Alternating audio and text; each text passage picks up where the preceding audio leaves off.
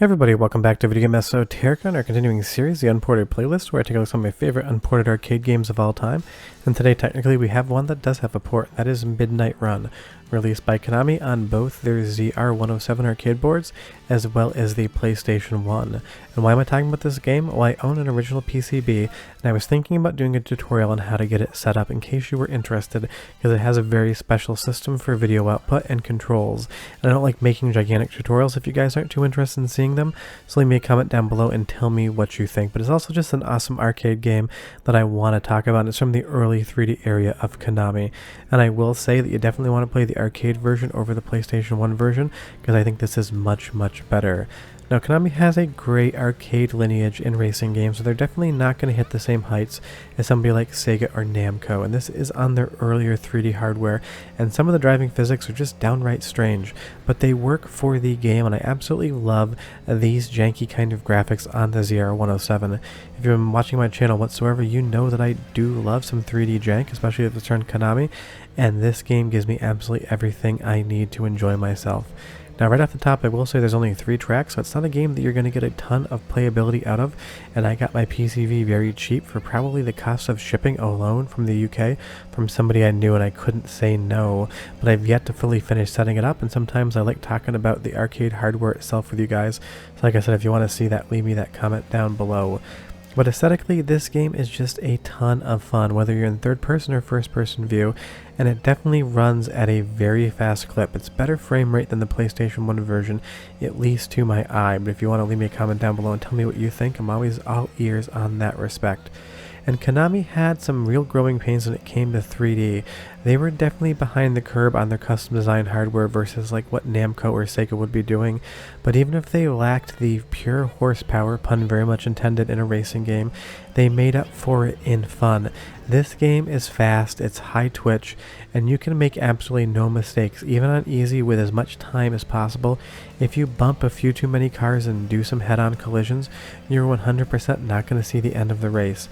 And getting anything better than a third place finish in Midnight Run is extremely difficult. Now, I did play this with a wheel, and I did adjust the analog sensitivity to the best of my abilities, but even on an original arcade cabinet, the physics of this game can just be slightly weird, and that's just something you have to get used to, because this, in some instances, was some of the earliest 3D racing games Konami ever made, and you can 100% tell that in how it functions. And I'm not even sure why I love janky 3D Konami stuff so much, I just absolutely do.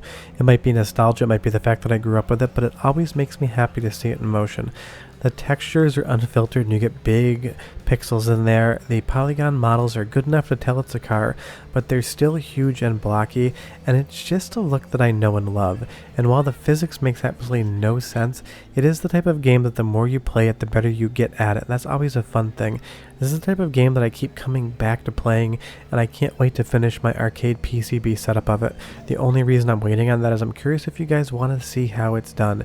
If you do, I'm happy to make it. If you don't, I'll just fix it off camera, and trust me, fixing things off camera is a hell of a lot easier than doing it on camera. But this is just from an era that I grew up in. When I would see stuff like this in arcades, I would think to myself, there's no way a home console could ever look that good. And there are 2 other games on this same board, and they're both racing games. And interestingly enough, Konami went and made another arcade board, the NWTKR, that also has only 3 racing games on it. Konami loved making new hardware, putting a couple of racing games on it, and then giving up on it completely for the next design. I think Konami has the most specific arcade board listings at System 16 compared to any other vendor, maybe save for Sega. They just had a short attention span when it came to arcade boards, but every once in a while they'd come up with something fun in 3D and they'd give it to you. The soundtrack is kind of not a soundtrack, it's mostly engine noises, but like every unported video, I'm going to give you about 45 seconds to listen, so I'll be right back. Enjoy! We can't waste our time on this door. Watch out! Rhodus, speed ahead!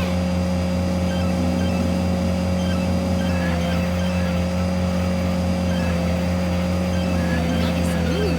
You've got talent!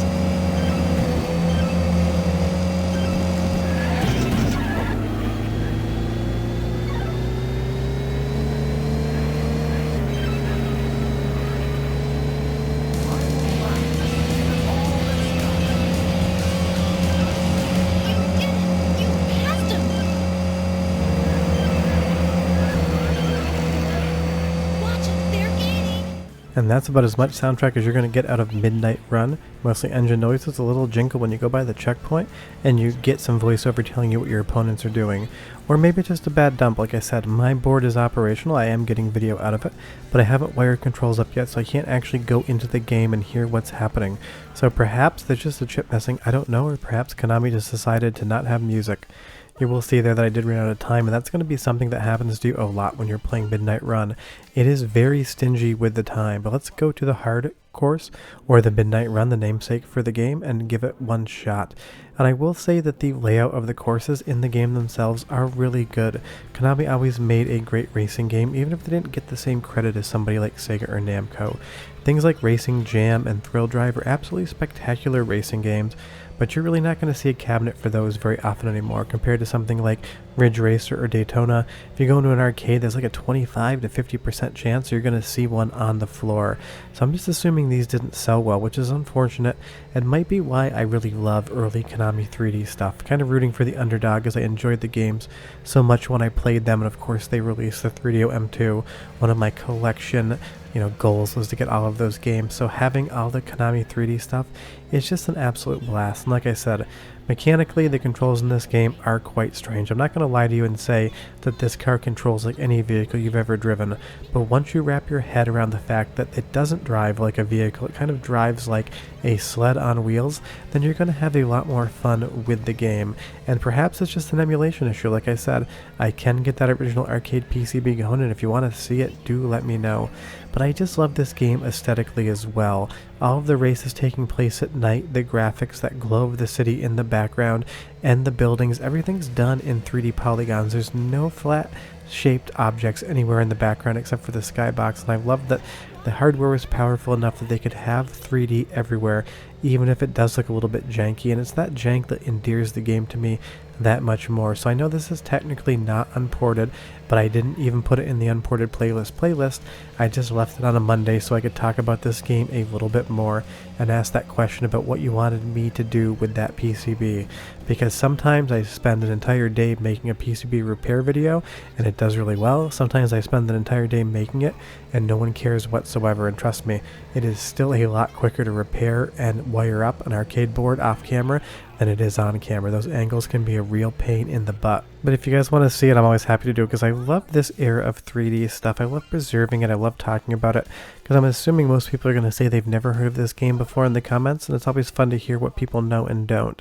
And you can take the tuned variant of a car out for a race as well, and the handling is a little bit looser than it already is, and in some instances that's actually to your benefit. And it will be really interesting to play this with a wheel on an actual arcade board to see how it plays, because I am really curious about that. But I love everything about this game. How the tunnels move. It kind of has that early software rendered 3D look, even though this does have dedicated 3D hardware on board, or as dedicated as existed back in these days. But it's just a total vibe. It's janky, it's rough, it doesn't play great, but it's really trying hard to be good, and that's what I think I like so much about it. I'm not saying this is a great hidden gem game. It is definitely a B- tier racing game from Konami. I'm not trying to sell you on the fact that this is something that you've never heard of before, that when you play it you're going to absolutely love it. And if you do want to check it out on the PlayStation 1, you 100% can, but the arcade version is definitely going to be the better of the two options to play. And there are two other games on this arcade board that weren't ported, so maybe I'll add those to the list at some point in time. But this video was just mostly because this game is my favorite on the board, and I have a board sitting next to me, and I've been thinking about doing a video for it. But yeah, Konami made a lot of great games back in the day, and Midnight Run is definitely one of them. It's got a special place in my heart because I love sloppy, janky arcade stuff, and Konami was the king of it. But when you do slide that tune car in between those cars there and drift around the corner, when you are playing this game really well, it has moments of brilliantness in between a absolute ton of jank. And that absolutely does it for me. But yeah, that's Midnight Run. Runs on a rare Konami arcade board that you're probably never going to see in arcades again. Short of that, I'll be back next week with more unported arcade playlist, and I'll have videos throughout the week as well, but leave me that comment down below. If you know of a cabinet for this in North America, I'd be very curious to hear where it lives. Short of that, I'll see you guys next time. We ran out of time. Bye bye.